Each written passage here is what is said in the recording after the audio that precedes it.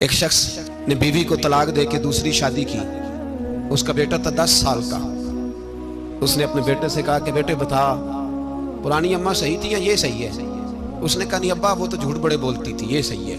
وہ جھوٹی تھی، وہ جھوٹ بڑے بولتی تھی میری سگی اماں، یہ سچ بولتی ہے. اس نے کہا وہ کیسے؟ کہنے لگا اس لیے کہ میں کوئی شرارت کرتا تھا تو میری سگی اماں مجھے تھپڑ مارتی تھی اور کہتی تھی تجھے روٹی نہیں دینی، جا دوڑ جا گھر سے.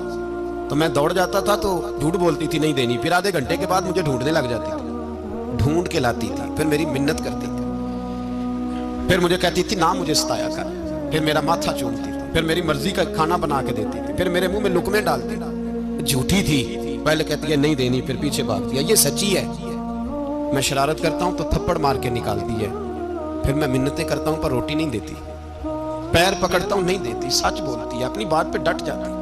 او بھائی بچے اس کی ماں ہی پال سکتی ہے.